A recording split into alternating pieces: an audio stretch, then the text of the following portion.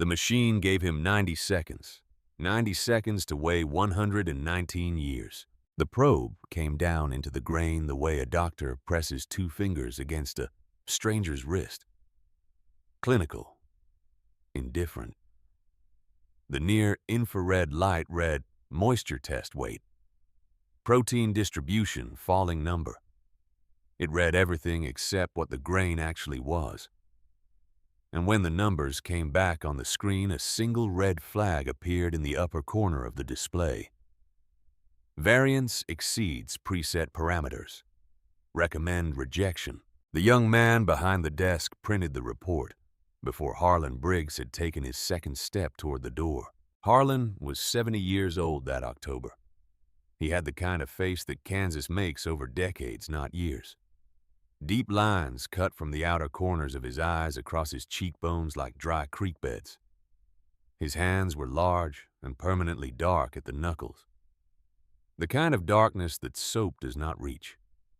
He wore a flannel shirt the color of old brick buttoned to the collar the way his father had worn it, and his grandfather before that. He did not own a smartphone. He had never used a computer. He measured rainfall with a glass tube nailed to the barn post and had not been wrong about a coming storm in 11 years. He stood at the edge of the intake platform and looked at the steel tower that rose above the Grafton County grain elevator. It was 2 years old. 42 feet of corrugated metal and reinforced concrete built on the bones of the wooden structure his father had known by name. The old elevator had creaked in November wind. This one did not move at all. Mark Jennings walked out with the printout held at his side like a citation. He was 28 years old, with a degree from Iowa State and a clean collar, and the careful expression of a man delivering news he personally regrets but professionally cannot change. He had grown up 3 counties over. He did not know Harlan Briggs beyond a handshake and a truck pulling in twice a year for 30 years. "Mr. Briggs, I cannot accept this load." He held out the paper. Harlan did not take it. "The protein variance is outside acceptable range. The falling number reading is inconsistent across the sample. If I mix this into the main bin, it contaminates the entire lot. It is not personal. It is the data." Harlan looked at the printout without touching it. He looked at the steel tower. He looked at the line of trucks behind him. 4 of them, their drivers, watching without expression from behind their windshields. He looked at his grandson Eli, 21 years old, sitting in the passenger seat of the truck, with his window cracked his elbow on the door, already wearing the expression of a young man who had predicted this outcome. Then the side door of the elevator office opened, and Dale Crenshaw stepped out. He was 38 years old. He wore a charcoal jacket over a pressed white shirt. No tie, the kind of carefully assembled casual that costs more than most men in Grafton County spent on clothes in a year. His shoes were dark brown leather Italian, and they were already gathering dust from the gravel lot, which he did not seem to notice or did not seem to care about. He carried an iPad in one hand and a coffee in the other, and he walked with the loose confidence of a man who had never been told no by anyone who mattered. By anyone. Dale Crenshaw had come to Grafton County in March of that year, when Vanguard Grain Solutions finalized its acquisition of the elevator and 2 others in the surrounding counties.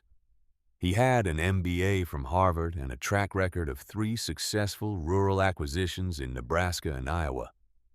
He had grown up in Wichita, the son of a man who had farmed 40 acres until the bank took them in 1995. He had watched his father sit at the kitchen table with an envelope in his hands, and he had made a decision that night that he had kept every day since. He would not be the man at the table. He would be the envelope. He stopped at the edge of the platform and looked at Harlan the way a man looks at a piece of equipment he is estimating the salvage value of. He reached into the inside pocket of his jacket and produced a folded brochure. He unfolded it once and set it on the hood of Harlan's truck without asking permission. The brochure was glossy and green. Across the top in clean sans serif type it read, Vanguard Series 7, engineered for maximum yield, certified for modern markets. I want to be straightforward with you, Mr. Briggs. Your grain does not meet our intake specifications. That is not going to change. But what can change is your situation going into next season. We are offering preferred contract pricing on Series 7 seed. To early signers in this county, you would have guaranteed intake. Guaranteed pricing. No more mornings like this one. He tapped the brochure once with 2 fingers. Something to consider. Harlan looked at the brochure. He looked at it for long enough that Dale Crenshaw smiled slightly, the way a man smiles when he believes a thing is settling in the direction he intended. Then Harlan picked the brochure up off the hood of his truck. He held it for a moment. Then he set it down in the gravel at his feet without dropping it carefully, the way you set down something that belongs to someone else. He turned to Mark Jennings. I will need a written statement of rejection with your signature and the date. Mark blinked. That is standard. I can have it ready in 10 minutes. Harlan nodded once. He walked back to the truck and opened the driver's side door and got in without looking at Dale Crenshaw again. Eli was watching him. What are we going to do with 18,000 bushels? We are going to put them in the barn. Eli stared at him. The old barn. Harlan pulled the door shut and started the engine. The old barn. The truck made a wide, slow turn out of the gravel lot. The drivers behind them watched without expression. Dale Crenshaw watched from the platform. He picked up the brochure from the gravel, brushed it off once, and walked back inside. The old barn had been built in 1891 by Harlan's great-grandfather, using hand-hewn oak beams and wooden pegs and no nails in the primary joints, because the man had not trusted nails in load-bearing wood. It stood at the northeast corner of the property, partially screened by a row of Osage orange trees that had been planted as a windbreak before the First World War. The roof had been repaired twice in the last decade. The walls were sound. The floor was packed earth and old planking and a century of accumulated presence. Eli walked through it that evening with a flashlight and a legal pad, cataloging the contents with the systematic thoroughness that one semester of agronomy coursework had given him. A disassembled 1948 John Deere that had not run since Reagan's first term. 400 linear feet of rotting lumber stacked along the north wall. 3 grain augers in various states of ruin. A cast-iron pump head. 2 wooden wagon wheels. 40 years of everything a farm accumulates and cannot throw away because it might one day be needed. He wrote it all down. Then he stood in the middle of the barn with the flashlight pointed at the ceiling and did the math and came up with the same answer 3 times. This is not gonna work. He found Harlan in the kitchen eating supper. A bowl of beans and a piece of cornbread and a glass of water. The radio on the counter was playing a weather report for the western counties. Harlan, I need you to hear me out. Harlan ate. I ran the numbers. Even if we clear everything out, the floor space is not sufficient for the full load without stacking to a depth that will cause spoilage in the lower layers. And the ventilation is wrong. There is no active airflow. Grain needs to breathe. The moisture differential between the surface and the base of a pile that deep will cause condensation. We will lose the whole year. Harlan broke the cornbread in half. We are going to need a grain auger. There are 3 augers in there, none of them working. We will buy one. Eli set the legal pad on the table. The pencil marks were dense and precise. Every calculation was labeled. Harlan, I am asking you to look at this. Harlan looked at it. He looked at it for a full 30 seconds in a way that Eli had learned as a child meant genuine consideration and not dismissal. Then he pushed it back across the table. Buy an auger at the Boone County auction this weekend. They have a Westfield listed in the listings. Eli picked up the legal pad. He stood there for a moment with the paper in his hands and the weight of 11 different counter-arguments behind his teeth. He had learned most of them from a professor at Kansas State who had a doctorate in agricultural systems engineering and had published papers on post-harvest grain management that were cited in 3 countries. He did not say any of them. He went to bed and lay awake for 2 hours looking at the ceiling, and then called his girlfriend from under the covers so Harlan would not hear. He is going to lose everything. He will not listen to a single thing I say. She was quiet for a moment. Is he usually right? Eli was quiet for a longer moment. Go to sleep, she said. The diner in Grafton sat at the corner of Main and Route 9 and had been called Patsy's since 1967. Even though Patsy had been dead for 19 years and her daughter, who now ran it, was named Donna. It had 12 tables and a counter with 8 stools and a coffee urn that ran from 5 in the morning until closing, and the kind of accumulated warmth that comes from decades of the same people sitting in the same chairs talking about the same land. Vance Cobb was there the morning after Harlan's rejection. He was 55 years old, broad across the shoulders with a jaw that looked like it had been built for argument, and a voice that carried to the end of the room without effort. He had farmed 480 acres in Grafton County for 30 years, taken over from his uncle. And he had signed with Vanguard in September for the Series 7 contract. He had been among the first to sign. He had told 4 other farmers to sign as well. He was sitting at this counter with 2 other men and a cup of coffee, and he said it loud enough for the whole room to hear. Old Harlan Briggs drove back out of the elevator yesterday with a full load. 18,000 bushels sitting in that truck. You hear about this? The man beside him shook his head. Machine rejected it. Same as it rejected Pritchard's Heritage Oats in August. System will not accept anything that does not fit the parameters. Vanguard set those parameters. And you know what Harlan did? The room had gone quiet in the way that rooms go quiet when a story is being told about a neighbor. He drove home and put it in the barn. That old barn from before the war.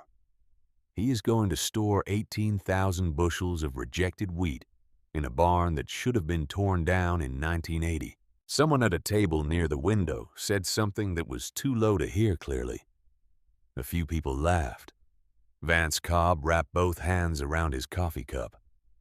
I have known Harlan Briggs for 30 years. He is a good man and a hard worker, and he is going to lose that farm by spring. You cannot fight a system by hiding from it. That grain is going to sit in that barn and go bad, and in the spring he will have nothing to sell and nothing to plant with, and the bank will come for the land. He said it without malice. He said it the way a man states a fact he wishes were not true. Nobody disagreed. It took 11 days to clear the barn. Harlan and Eli worked from first light until the sun was low enough that the shadows from the Osage orange trees crossed the barn floor. They dragged the 1948 John Deere out with a logging chain attached to the good tractor. The running one, a 1979 Massey Ferguson, that Harlan had rebuilt twice and maintained with the attention that other men gave to things they loved. They stacked the rotting lumber outside the tree line. They carried the old auger frames to the salvage pile one section at a time. Eli worked with the kind of fury that belongs to a young man who is doing something he believes is a mistake and cannot stop himself from doing it well anyway. He did not talk much. He moved faster than Harlan, covering twice the ground, lifting more in each load. And by the end of each day, he was exhausted. And Harlan was not. On the 4th day, Harlan came back from the Boone County auction with a used Westfield grain auger in the bed of the truck. He paid $1,200 for it in cash from an envelope in his shirt pocket. Eli walked around it twice, checking the flighting, checking the intake, checking the drive mechanism. It was old, but it was sound. They unloaded it and positioned it that evening. On the seventh day, Eli found the trunks. They were in the back corner of the barn, under a canvas tarp that had gone gray with age and dust. 3 of them steamer trunk-style wood frame with iron banding. He pulled the canvas off and wiped one of the lids with his forearm and found initials pressed into the leather. HWB, Harold Wesley Briggs, Harlan's grandfather. He opened the nearest one. Inside were folded papers, cloth-wrapped bundles, and along the left side, standing upright in a wooden frame built precisely for them, 12 canvas bags. Each one was roughly the size of a pillowcase, stitched closed with heavy waxed linen thread. Each one had a label hand-lettered in faded ink. Wheat selection. The dates ranged from 1921 to 1967. Eli lifted one bag out. It was heavier than he expected. The canvas was thick and dry, and the stitching was immaculate, the kind of stitching a man does when he intends for a thing to last. He set it back carefully and covered the trunks again and went to find Harlan. He is building shelves along the east wall of the barn, measuring with a folded carpenter's rule. I found the bags. Harlan measured a second time before responding. The 12 bags, or the 2 in the back, left. There were 2 more bags behind the wooden frame that Eli had missed. 14.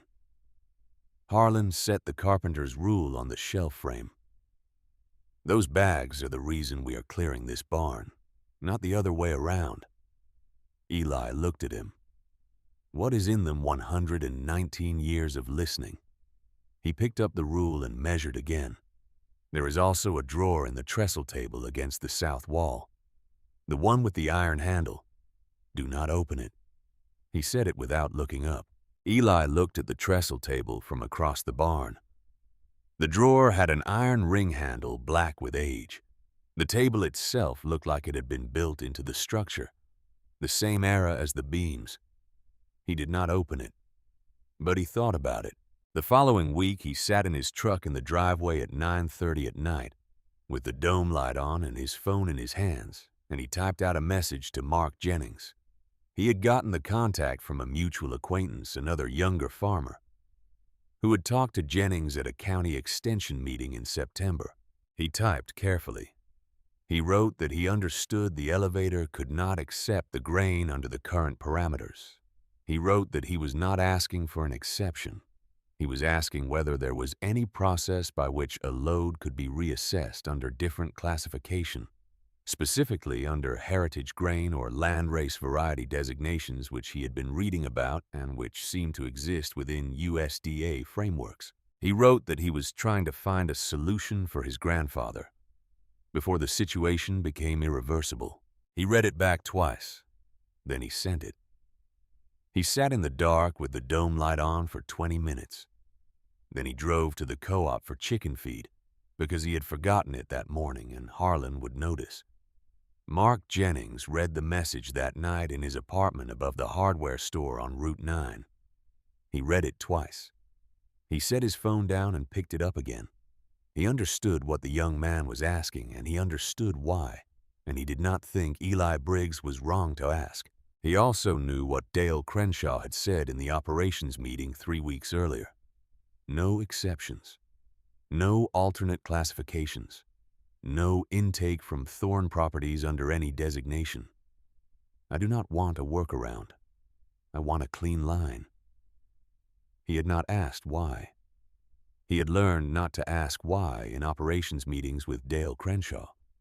The answer was always the same.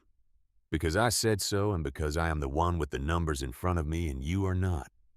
He set the phone down and did not reply. The grain went into the barn on the 14th day. Harlan ran the auger himself for the first 8 hours, feeding the grain from the truck bins into the central bay, watching the mountain build. Eli ran the second shift, taking over at noon, and worked until after dark.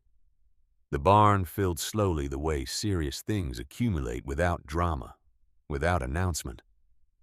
By November 10th, all 18,240 bushels were inside. The barn smelled of something Eli did not have a name for. clean and ancient at the same time, the way old wood smells in cold air when it is doing exactly what it was built to do. Harlan stood at the open sliding door at dusk and looked at the grain for a long time. The last light from the west came through the gaps in the siding in long yellow bars and lay across the surface of the pile in a pattern that looked almost deliberate. He had one hand flat against the doorframe, and he did not move. Eli stood behind him. He wanted to say something. He had 6 different things prepared. He had been preparing them for 2 weeks. Each one was factual and well-sourced, and in his assessment correct. He said none of them. He watched his grandfather look at what he had built and felt something he could not fully articulate, something that was not agreement and not admiration exactly, but was close to both the uncomfortable feeling of being in the presence of a certainty he did not yet have the experience to share. Harlan stepped back from the door and slid it closed. He latched it. He walked back to the house without speaking. Eli stood in the dark for a moment looking at the barn, inside the elevator office on Route 9, in a room Eli had never seen. Dale Crenshaw sat at a folding table with a laptop and a map of Grafton County printed on large format paper. The map had colored marks on it, 14 green marks, one for each property that had signed a Series 7 contract. He tapped each one with his pen as he reviewed the figures. Then he found the one property without a mark. He circled it. 320 acres. Briggs. He wrote one line beneath it. Spring acquisition. All other options exhausted. He closed the laptop and finished his coffee. Outside, the first hard freeze of the season settled over Grafton County without announcement. The temperature dropped 17 degrees in 4 hours. The Osage orange trees along the north edge of the Briggs property stood in the dark, leafless, their branches holding the cold, the way old things hold everything, quietly, without complaint. Inside the old barn, sealed and dark and dry, 119 years of selection lay in a golden mountain in the cold air. Patient the way only living things can be patient. The way things are patient when they have survived long enough to know that patience is not passivity. It is preparation. In the kitchen of the farmhouse, Harlan Briggs ate supper alone. Beans and cornbread and a glass of water. The radio played a weather report for the western counties. A cold front from Canada, the man on the radio said, moving faster than expected. Harlan listened. He already knew. The cold that settled over Grafton County that November was the kind that does not leave. It pressed down on the fields and the roads and the rooftops and stayed the way debt stays, the way regret stays present in every room without being invited. The harvest was done. The trucks had stopped running. The county had gone quiet in the way it goes quiet every winter. But that year, the quiet felt different. Heavier, the way a room feels when something important has been decided in it and not yet spoken aloud.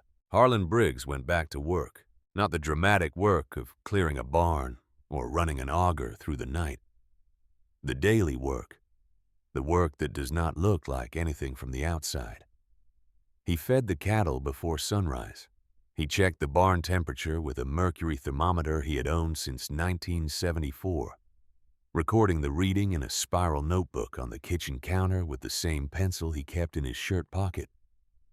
He walked the property line twice a week, not looking for anything in particular, looking at everything in general the way a man walks land he intends to keep. Eli stayed through December because he told himself his grandfather needed him. By the second week, he understood that Harlan did not need him. Harlan had not needed anyone since his wife Ruth died 8 years ago, and possibly not before that either. Eli stayed because he could not make himself leave, because the barn was there, and the grain was in it, and something was either going to happen or it was not, and he found he could not be elsewhere when it did. He took an online course in grain storage management from a university extension program. and did not tell Harlan.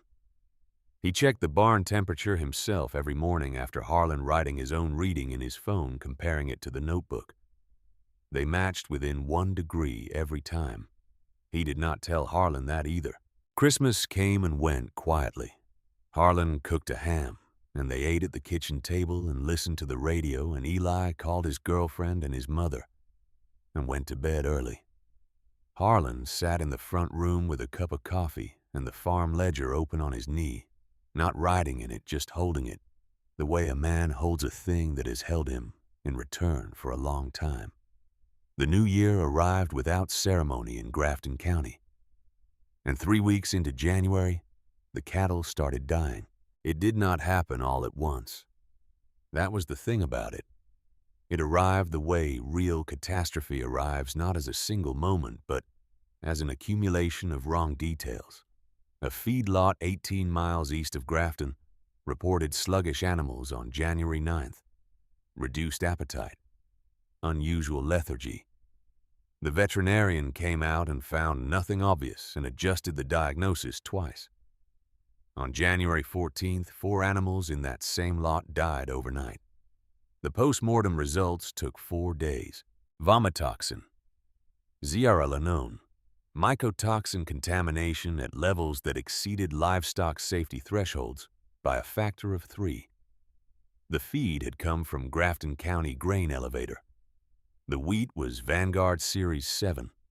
Mark Jennings got the call on a Tuesday morning, the 18th of January, from the veterinary lab in Salina. He listened to the report without speaking. He asked 2 questions. He wrote one number down on a notepad and stared at it. Then he called Dale Crenshaw. Dale was in Wichita for a regional operations meeting. He answered on the 3rd ring with the distracted efficiency of a man managing 4 things at once. Mark told him. There was a silence on the line that lasted longer than any silence Mark had heard from Dale Crenshaw before. How many animals? 4 confirmed. More symptomatic. Which lot? Eastern lot. Hendricks operation. Dale said something under his breath that Mark did not catch. Do not talk to anyone. Do not issue any statements. I will be there by 3. Mark sat at his desk after the call and looked out the window at the elevator. The steel tower caught the January light, the flat gray way steel does in winter, without warmth, without reflection, just surface. He thought about the rejection report he had printed in October. He thought about the message he had received from Eli Briggs in November and not answered. He thought about the word contamination and what it meant at the scale of a county grain supply. He picked up the phone again, set it down, picked it up. He called Frank Doyle.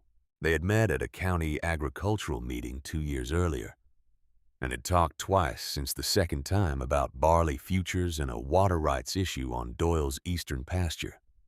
They were not close, but Mark Jennings was 28 years old and frightened, and he knew one thing clearly in that moment, which was that Frank Doyle ran 8,000 head of cattle, and Frank Doyle had not yet switched his feed supply to Vanguard grain, because Frank Doyle did not trust new systems until they had run at least 2 full seasons.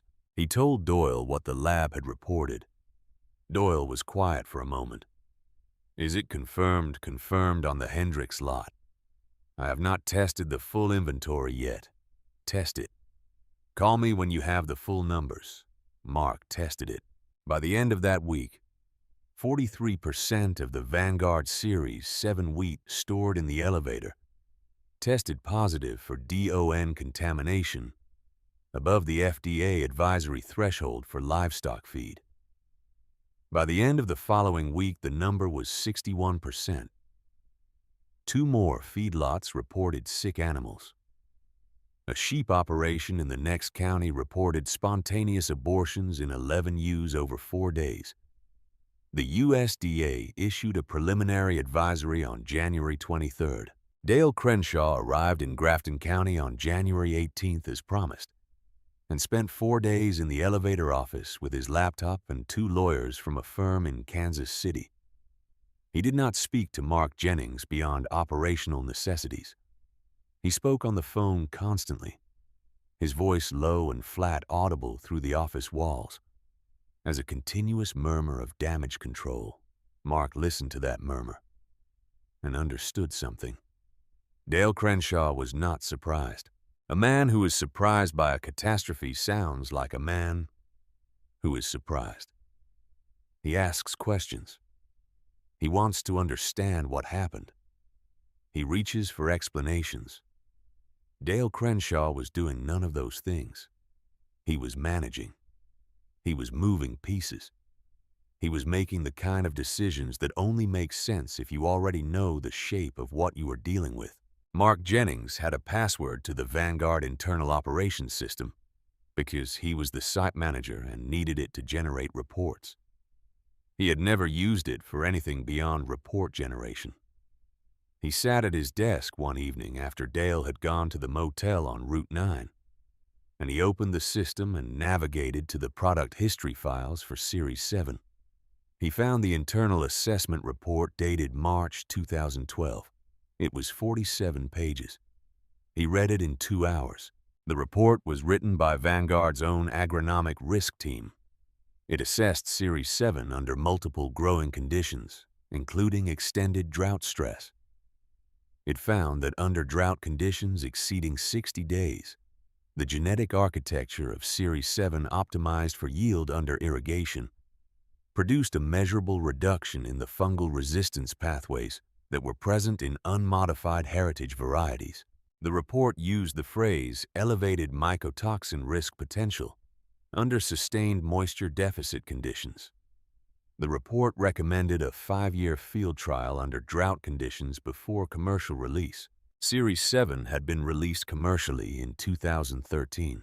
The drought in Grafton County in the summer of 2013 had lasted 71 days. Mark Jennings closed the report. He sat in his chair for a while. The elevator was silent around him. Outside the window, the January dark had settled fully over the county, and the only light visible was the security lamp on the steel tower, a single orange point above the grain bins. He thought about Harlan Briggs. He thought about 90 seconds. He thought about a red flag on a screen and a printout and a brochure in glossy green, and an old man setting that brochure down in the gravel, without anger, without argument, with the absolute stillness of a man who has already decided. He thought about 18,240 bushels sitting in an old barn with hand-hewn oak beams. He picked up his phone and called Frank Doyle again. "I think you need to talk to Harlan Briggs." Doyle was quiet.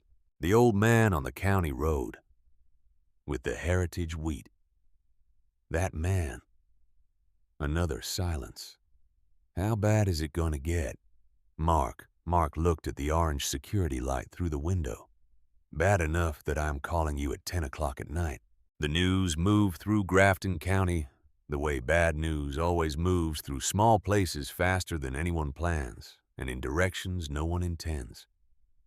By the last week of January, the farmers who had sold to the elevator and been paid and spent that money were doing the math on their livestock operations and finding numbers that did not work.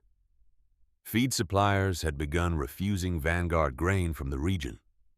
2 suppliers in Missouri canceled contracts outright. The cattle that had eaten from the contaminated lots were either symptomatic or under quarantine, and in either case were not moving to market. Vance Cobb lost his first animals on January 24th. He lost 6 cattle in 2 days a cow, and 3 yearlings from the contaminated feed, 2 others that had to be put down. He drove to the veterinary clinic in Grafton and sat in the waiting room for 40 minutes. And when the vet came out with the lab confirmation, he already knew what it was going to say. He drove home and sat in his truck in his driveway for a long time. He thought about what he had said at Patsy's in October. He heard his own voice saying it. He is going to lose that farm by spring. He sat with that for a while. Then he drove to Harlan Briggs's property. He stopped at the gate. He sat with the engine running for several minutes. A light was on in the kitchen of the farmhouse, another light in the barn. He could see Eli's shadow moving behind the barn window, someone moving around inside doing something with tools or inventory. He turned the engine off. He was sitting at the gate when Harlan came out of the house with a flashlight to check the barn temperature, which he did every evening at 8, regardless of weather. He saw the truck at the gate and stopped. Then he walked to the gate and opened it. Vance got out of the truck. He stood in the cold with his hands in his jacket pockets. His face looked different than it had at the diner in October. The argument had gone out of it. He was just a man standing in the dark at a neighbor's gate. "I heard you might have wheat." Harlan looked at him. "I have some." Vance nodded. He looked at the ground briefly, then back up. "Is it for sale?" Harlan considered this. "Come inside." "It is cold." He did not say anything else. He turned and walked back toward the house, and Vance followed him. Eli came out of the barn and saw Vance Cobb's truck at the gate and stopped. He recognized the truck. He had heard what Vance had said at the diner. He stood in the cold with his flashlight off, watching the two men go inside. And he did not know what he felt exactly. It was not satisfaction, and it was not anger. It was something quieter than both. He went back inside the barn and kept working. Harlan did not discuss price that night. He gave Vance coffee, and they sat at the kitchen table and talked about the contamination and what Vance knew about the other operations in the county and how many animals were affected.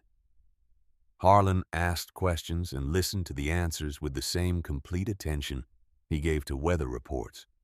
He did not once say, "I told you so." He did not once reference October or the diner or the brochure in the gravel. Vance noticed this. He noticed it the way you notice the absence of something you expected and braced for and found was not there. When Vance left, it was after 10. He shook Harlan's hand at the door. "I will be back," he said. Harlan nodded. He already knew. The message from Dale Crenshaw arrived at the farm on the last day of January. It was not a phone call. It was a letter delivered by a process server who drove a silver sedan and wore a down jacket and had the careful, neutral expression of a man who delivers difficult things for a living and has learned to carry no opinions about them. The letter was from Meridian Agricultural Law Group in Kansas City. It stated in formal language that Harlan Briggs was in violation of the Federal Seed Act of 1939 and the Plant Variety Protection Act of 1970, specifically the provisions governing the commercial distribution of unregistered seed varieties. It stated that Vanguard Grain Solutions had received reports that Mr. Briggs was preparing to sell grain from an unregistered, uncertified variety to commercial operations in Grafton County and surrounding areas. It stated that such activity constituted a federal violation and that Vanguard was prepared to seek an emergency injunction to prevent the sale and, if necessary, the emergency seizure of the stored grain pending regulatory review. It was signed by 3 attorneys. The process server handed it to Harlan on the porch and said nothing and drove away. Harlan stood on the porch in the cold and read the letter twice. The language was dense and technical, and he read it the way he read anything that required careful attention, slowly without skipping. Eli came out and stood beside him. Harlan handed him the letter. Eli read it faster, and with the particular kind of dread that comes from understanding exactly what you are reading. His face went through several changes. He got to the part about emergency seizure and looked up. "They are going to take the grain." Harlan had turned to look out at the barn. The Osage orange trees stood along the north edge, black and still in the February morning. "Not yet, they are not." He went back inside. Eli stood on the porch with the letter in his hands. His mind was moving through the legal framework he had just read, testing it, looking for the places where it might hold and the places where it might not. He had 1 semester of agronomy. He had no law, but he had the internet, and he had the specific, desperate focus of a 21-year-old who is not willing to watch his grandfather lose everything on a technicality manufactured by a man in Italian shoes. He went back inside and opened his laptop. Harlan was at the kitchen counter. He had pulled out the bottom drawer, the one below the utensil drawer, and he was moving things out of it onto the counter. Rubber bands, a broken pocket watch, a folded road map from 1988, a box of birthday candles, a small flashlight with dead batteries. At the back of the drawer behind all of it was a brown envelope. He lifted the envelope out. It was legal size, the heavy kind, the kind that survives decades in a drawer because it was built to. It was sealed, and the seal had been taped over with cloth tape that had gone yellow and stiff. On the front, in handwriting that was not Harlan's, was written 1 line. For the land, Ruth, 1994. His wife's handwriting. He stood at the counter holding the envelope.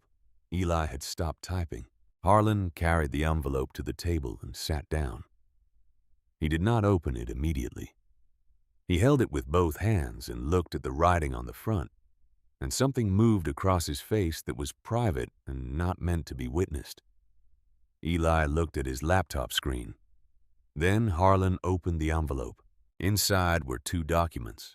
The first was a letter in Ruth's handwriting, 3 pages dense with script, the ink still dark. The second was a folded official document, heavier paper government issue, with a USDA seal at the top and a date printed beneath the seal. October 14th, 1962. Harlan unfolded the second document and spread it flat on the table. It was titled Landrace Heritage, Variety Recognition and Preservation Agreement.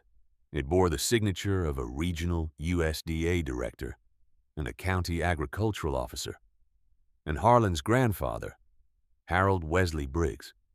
It stated in the language of federal agriculture in 1962 that the wheat variety designated Thorn Selection, originating from the Briggs farm operation in Grafton County, Kansas, was hereby recognized as a landrace heritage variety under USDA preservation guidelines, and was exempt from the registration requirements of the Federal Seed Act as a naturally selected non-hybrid, non-engineered traditional grain variety maintained by continuous family stewardship. Harlan pushed it across the table to Eli without speaking. Eli read it. He read it again. He looked up. Harlan was watching him with the particular patience of a man who has been waiting for a long time for someone to read something important. "She found this," Eli said. "Grandma found this." Harlan nodded once. When? 1994. When the last round of seed regulations came through. She spent 3 weeks going through every piece of paper in that barn. She found it in a box with your great-great-grandfather's field notebooks. She had it notarized. She had it certified by 2 attorneys. She put it in that envelope and wrote that on the front and put it in the drawer. He paused. She said the day would come when we would need it. She said, "Do not open it until that day." Eli looked at the document. He looked at the seal. He looked at the date. He looked at the exemption language and the registration clause and the stewardship language and saw the architecture of what it was, a door that had been built in 1962 by people who understood that doors needed to be built before the walls went up. He said quietly, "They do not know. Oh, this exists." Harlan said nothing. Dale Crenshaw does not know. Still nothing. Eli looked at his grandfather across the kitchen table with the USDA document between them and the Meridian Law Group letter beside it. and felt something shift in his understanding of the situation, of the last 4 months of the October morning at the elevator, and the 11 days clearing the barn, and the 14 bags standing upright in their wooden frame, and the drawer in the trestle table, and the kitchen drawer, and all of it, assembled the way a thing is assembled when a person has been thinking about it for longer than anyone watching could have known. He said, "You knew. You knew about the exemption before we even went to the elevator." Harlan stood up and filled his coffee cup.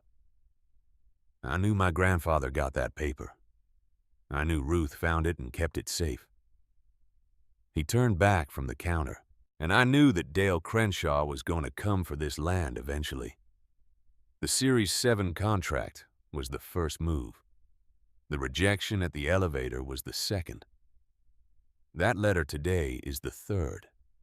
He is not trying to stop me from selling grain. He wants the 320 acres. He has wanted it since March. He sat back down. "Call Frank Doyle. Tell him to come tomorrow. Tell him to bring whatever lawyers he uses, because we are going to need someone who can read a federal exemption document to the right people before the end of the week." Eli was already reaching for his phone. Outside, the February wind moved across the Grafton County fields in the low, constant way of winter wind in Kansas, steady and indifferent, carrying nothing in particular, and going nowhere in particular. The way time moves in places that have been settled long enough to stop being dramatic about weather. The barn stood at the northeast corner of the property. Inside it, in the dark and the cold, dry air, that the old oak walls held the way they had been built to hold everything the grain waited. It had been waiting since October. It had been waiting in another sense since 1894. It was not done waiting yet. But it was close. Eli made the call that night, standing at the kitchen window with the USDA document on the table behind him, and the Meridian letter beside it, and the February dark pressed flat against the glass. He spoke to Frank Doyle for 11 minutes. He did not oversell it. He described what the document said, what the letter from Vanguard's lawyers claimed, and what he believed the exemption meant in practical terms. Doyle listened without interrupting. When Eli finished, Doyle asked one question. "Is the document original or a copy original? Notarized in 1994, with 2 attorney certifications attached." Doyle was quiet for 3 seconds. "I will be there at 9. The morning came in gray and still, the kind of February morning in Kansas that has no weather in it, just cold and flat light, and the sense that the county is holding its breath. Harlan was up before 5. He fed the cattle, checked the barn temperature, wrote the number in the notebook. 61 degrees. The grain was stable. It had been stable every morning for 3.5 months. He made coffee and sat at the kitchen table with the USDA document and Ruth's letter in front of him. He had read her letter twice the night before, after Eli had gone to bed. He did not read it again this morning. He just left it there, her handwriting facing up, while he drank his coffee and watched the light come into the kitchen the way it came every morning from the east window. First, then slowly across the floor. He had lived in this kitchen for 50 years. He intended to die in it. Eli came downstairs at 7:30 with his laptop and a legal pad and the focused expression of a young man who had not slept enough and was running on something more combustible than rest. He sat across from Harlan and opened the laptop and pulled up 3 browser windows. I cross-referenced the 1962 agreement against the current USDA Heritage Variety Database. The Thorn Selection designation is still in the registry. It was never removed. It has not been updated since 1974, but it is still there. Active status. He turned the laptop so Harlan could see the screen. Harlan looked at it. He did not read it with the speed Eli had. He read it the way he read weather. The Federal Seed Act exemption language in the 1962 agreement is mirrored in the current regulatory framework under the USDA Plant Genetic Resources Program. The exemption is still valid. Vanguard's injunction claim relies entirely on the assumption that thorn wheat is an unregistered commercial variety. It is not. It is a recognized landrace with a 50-year federal exemption on file. He paused. Their lawyers either did not look for this or assumed we did not have the original document. If we did not have the original, the exemption would be nearly impossible to prove in time to stop an injunction. Harlan picked up his coffee cup. Your grandmother knew that. Eli looked at the letter on the table. He had not read it. It was not his to read. But he could see the density of the script, 3 full pages in the hand of a woman who had spent 3 weeks going through a century of paper in a cold barn in 1994, because she understood that the land would one day need defending, and she intended to be part of that defense, even if she was not alive to see it. He looked at his grandfather. She saved it. Harlan set the cup down. She saved everything. That was who she was. Frank Doyle arrived at 9:03 in a dark blue Ford F350 with mud on the running boards and a cracked windshield on the passenger side that had been there for 2 seasons. He was 56 years old, broad across the chest, with gray at his temples, and the kind of handshake that comes from a lifetime of meaning it. He had driven from Ellis County 40 miles, and he had brought with him a man named Gary Briggs, no relation to Harlan, who was the agricultural attorney he had used for 11 years on water rights grazing contracts and a land dispute in 2009 that had gone to the state level. Gary was 53, wore a canvas jacket over a button-down, and carried a leather portfolio that had seen serious use. He shook Harlan's hand at the door and said nothing preliminary. He sat down at the kitchen table and opened the portfolio and put on his reading glasses and picked up the 1962 USDA document. He read it for 4 minutes without speaking. He read the Meridian letter for 2 minutes. He set both down and took his glasses off. This is a valid federal heritage exemption. The Meridian claim has no basis if this document is authenticated, which it appears to be given the notarization and the attorney certifications from 1994. He looked at Harlan. Where has this been kept? Kitchen drawer. For how long since my wife put it there? In 1994.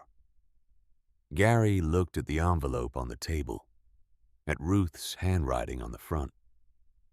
He put his glasses back on and made 3 notes on the legal pad. I will contact Meridian today and inform them of the exemption document. I will send a certified copy by end of business. That stops the injunction process. For the seizure claim to proceed, they would need to demonstrate that the exemption is invalid, which, given the USDA registry status Eli has located, they cannot do quickly, and probably cannot do at all. He looked at Doyle. They will withdraw. Men like Dale Crenshaw withdraw when the math stops working in their favor. They do not fight on principle. They fight on probability. The probability just changed. Doyle nodded. He looked at Harlan. Can I see it? Harlan stood and led them out to the barn. He slid the door open and stepped inside, and Frank Doyle and Gary Briggs and Eli followed him in. The cold, dry air of the barn met them at the threshold, that particular smell of old grain in an old building, clean and dense and serious. The morning light came through the gaps in the siding in the same long bars it had come through every morning, falling across the surface of the grain pile, which stood in the central bay at a depth of 9 feet across most of the floor. Doyle stopped just inside the door. He had been in grain operations for 30 years. He had stood in steel bins and concrete silos and industrial storage facilities across 3 states. He had seen grain in every context that grain existed in.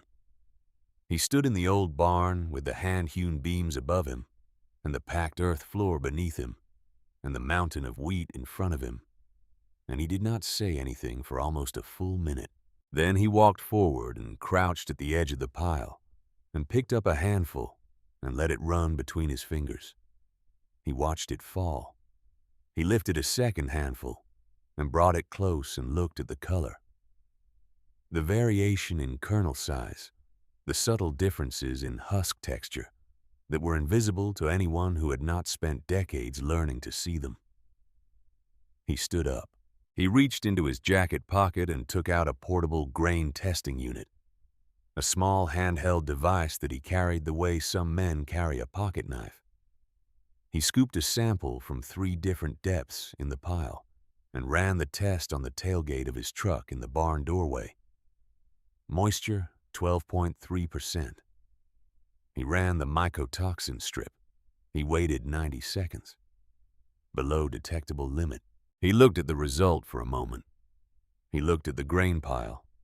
He looked at Harlan, who was standing with his hands at his sides near the wooden frame on the east wall, where the 14 canvas bags stood upright in their places, patient, as they had always been. Doyle said, "What are you asking?" Harlan said, $15 a bushel. Eli stopped breathing. The market price for wheat that week was $8.40. Doyle's operation needed clean feed grain urgently.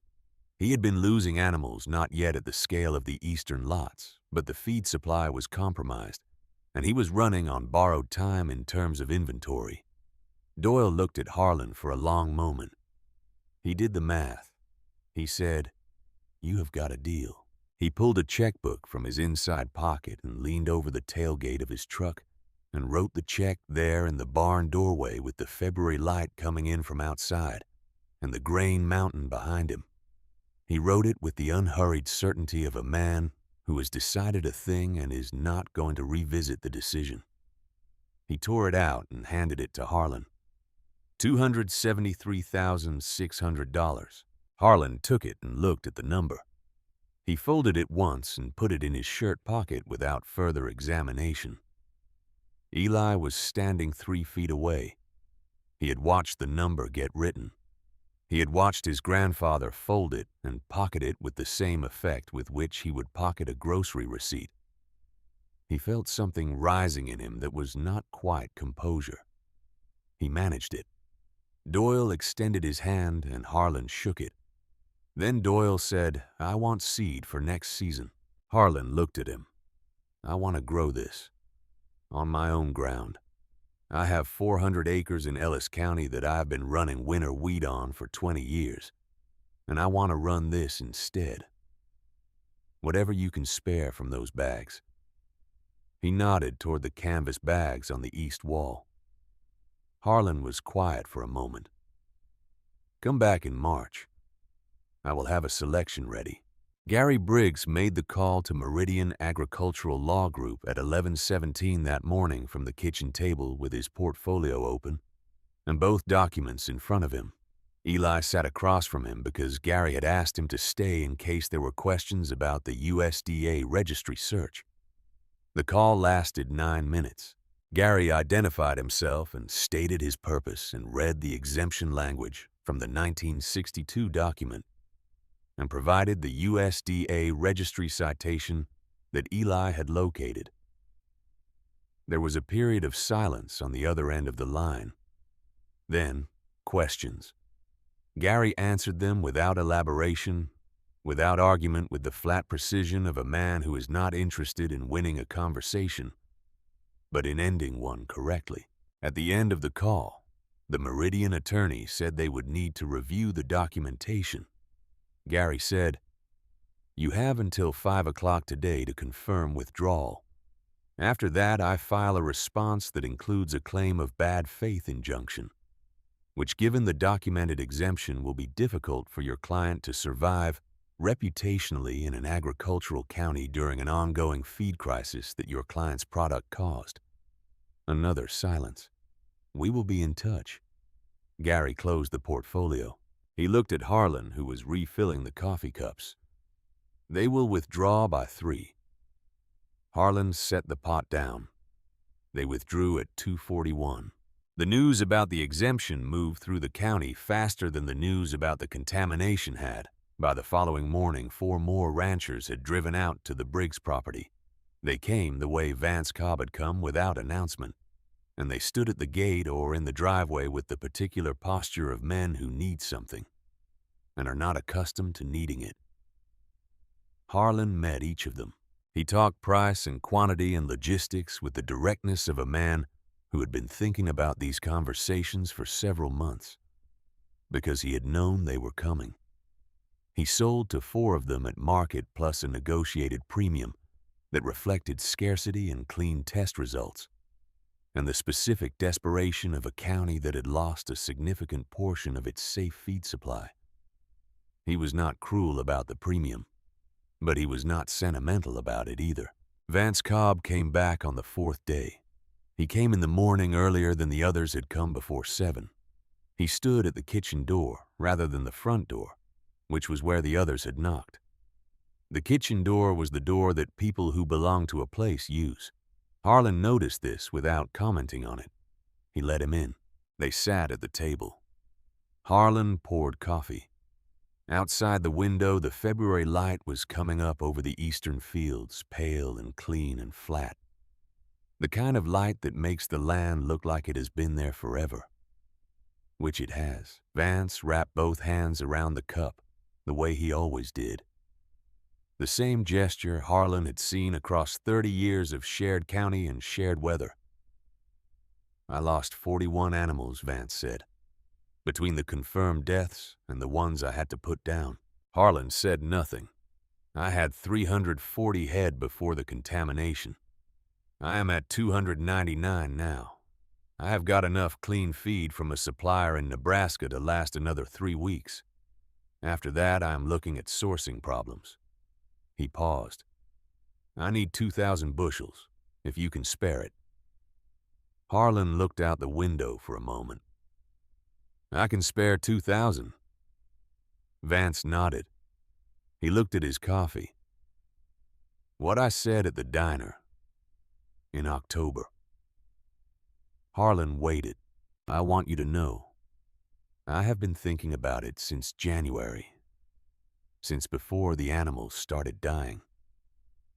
I have been sitting with it." He did not say sorry. He said something harder and more real than sorry. He said I should have looked closer. Before I signed. Before I said what I said. I had 30 years of knowing you, and I chose the brochure over what I knew. Harlan was quiet for a long time. Then he said, "You chose what made sense with what you had in front of you. That is what men do. The question is what you do next." Vance looked up. "Harlan, come back Thursday with your truck. We will get you loaded." Vance stood up. He extended his hand across the table. Harlan shook it.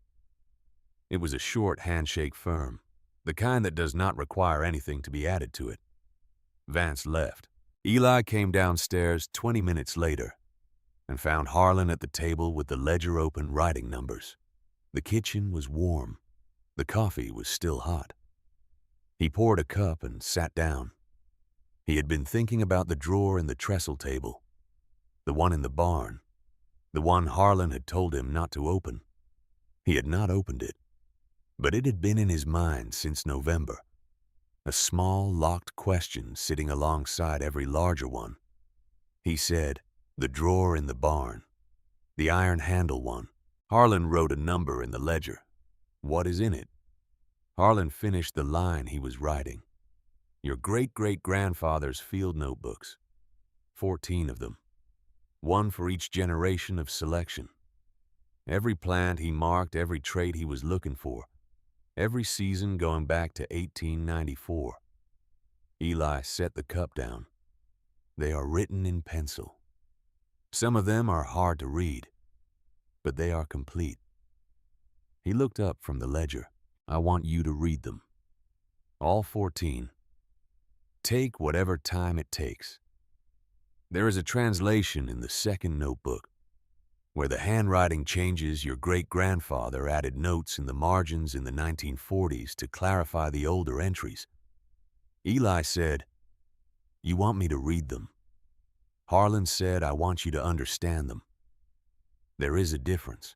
Eli looked at his grandfather across the kitchen table, with the morning light coming in from the east window, and the ledger open between them, and felt the weight of what was being handed to him. Not the grain, not the land, not the check in the shirt pocket, but the 14 notebooks in the trestle drawer, and the 14 canvas bags in their wooden frame, and the 119 years of attention and patience and selection that they represented. He said, "I will start today." Harlan closed the ledger. Good. He stood up and put on his jacket and went out to check the barn temperature. 2 weeks later, on a Tuesday morning in early March, Harlan received a phone call from a woman at the USDA regional office in Salina. She identified herself and her department and said she was following up on a contamination investigation related to Vanguard Series 7 and had several questions about his grain operation and the 1962 exemption document that had been submitted as part of a legal response earlier in the month. He answered her questions. He answered them the same way he answered all questions, with the minimum words necessary to be accurate and no additional words for any other purpose. At the end of the call, she said, "Mr. Briggs, I want to inform you that Vanguard Grain Solutions has had its commercial grain distribution license suspended pending a full federal review. The suspension covers all 3 counties in which they operate." She paused. "We also found an internal assessment report from 2012 in their records during the investigation.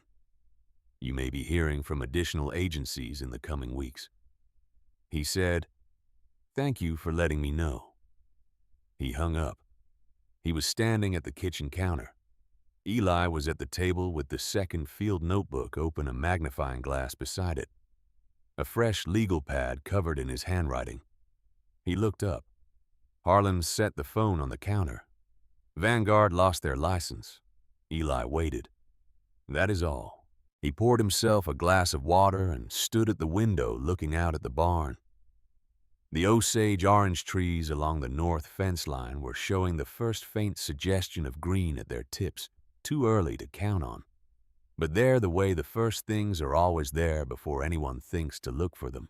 Eli watched his grandfather stand at the window and understood that this was what the ending looked like. Not a confrontation, not a declaration, not a moment staged for anyone's benefit. Just a man standing at his own kitchen window in the early morning of an ordinary Tuesday, looking at his own land, having done what was necessary and needing nothing further from the world. He went back to the notebook. The handwriting was dense and careful. The letters formed with the particular precision of a man who understood that what he was writing was meant to outlast him. March 1897. Selected 3 heads from the eastern section, row 7, for exceptional rust resistance following the wet June. Notable, these 3 plants showed lateral root development at 18 inches below hardpan, setting aside separately. Eli wrote this in his legal pad. He wrote it slowly, the way you write something you intend to remember. In May, Frank Doyle came back for the seed selection Harlan had promised him. He brought a flatbed with 4 empty drums and a hired hand who waited in the truck while Doyle and Harlan worked in the barn. Harlan opened each canvas bag in turn, running his hands through the grain with the assessment of a man who had done this every planting season since he was 14 years old. He set aside portions from 7 of the bag's combinations he had been planning since February. Doyle watched without asking questions until the 4th bag. Then he said, "How do you know which ones?" Harlan held a handful up and turned it slightly in the barn light. "The ones that stood in the drought. the ones that did not fail. You select what survived. You do that long enough, you get something that knows how to survive. He let the grain fall back into the drum. That is not science, Doyle said. Not the kind anyone would publish. No, Harlan said. It is older than that. Doyle drove away with 412 pounds of thorn selection seed, enough to plant 40 acres in the fall as a test. He would expand it the following year if the results held. Eli started what he would eventually call the Briggs Heritage Seed Register. That same month, a document that compiled the 14 field notebooks, his own cross-referencing notes, the genetic information that was publicly available for landrace wheat varieties, and the test results from the previous winter. He sent a draft to a professor at Kansas State who had taught his agronomy course. The professor read it and called him and asked 3 questions and then said, "Have you considered publishing this?" Eli had not considered it. He considered it. He called Harlan from the campus library and explained the conversation. Harlan was quiet for a moment. "If you write it true. Do not make it bigger than it is. It is a farm in Kansas that did not fail." He paused. "That is enough." Mark Jennings left Vanguard Grain Solutions in March, 2 weeks after the license suspension. He submitted his resignation by letter, formal and brief, without drama. He spent a month doing nothing in particular, and then applied for the site manager position at a regional grain cooperative in Salina that was looking to rebuild its operations after losing a supplier contract with Vanguard. In his interview, he was asked about his experience with grain quality assessment. He talked about mycotoxin contamination. He talked about the limitations of NIR systems calibrated for uniformity. He talked about what he had learned in Grafton County about the difference between data that measures what a system can measure and knowledge that exists outside of systems. He got the job. He called Harlan once in April to ask about a weather pattern that was affecting his new storage operation. It was a short call. Practical. Harlan answered the questions directly and without preface. At the end of the call, Mark said, "I should have returned your grandson's message in November." Harlan said, "You did what you knew how to do." A short pause. Learned something different now. He hung up.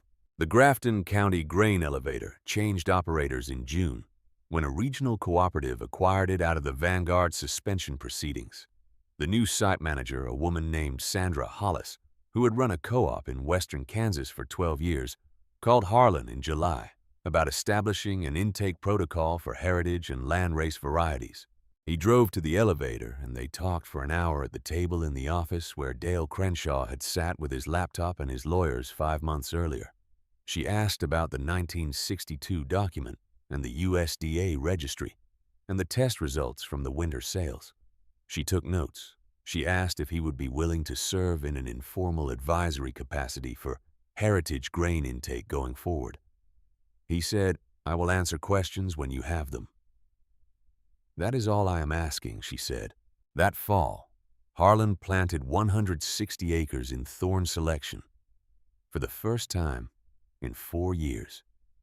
He and Eli walked the field together in early October, moving slowly through the rows, pulling heads, rubbing kernels between their palms, looking for the things worth keeping. The light was low and gold, the way October light is in Kansas, making the grain glow from inside itself. Eli had the second field notebook with him, the one with the margin notes from the 1940s. He stopped at a row near the eastern edge and crouched down and looked at a plant that had lateral root development he could see at the soil surface. He found the entry in the notebook without having to search. March 1897. Selected 3 heads from the eastern section. Row 7. He looked at the plant. He looked at the notebook. He looked at the plant again. He was quiet for a long time.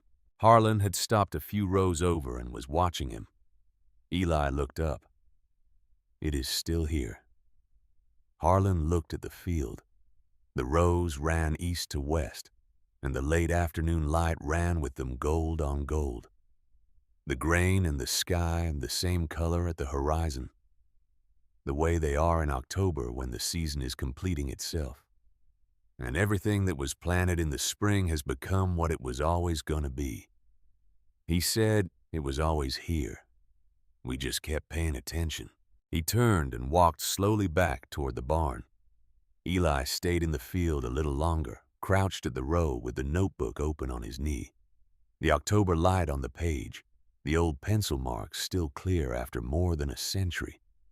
The careful handwriting of a man who understood that the work of one generation is only the beginning of what it is actually doing. He closed the notebook gently. He stood up. He walked back toward the barn, and behind him, the thorn selection field moved in the light wind. The way wheat has always moved in this county, without hurry, without complaint. In the particular unhurried way of things that have learned they have enough time, because they have survived long enough to understand what time actually is. The barn door was open. The light inside was warm. He went in.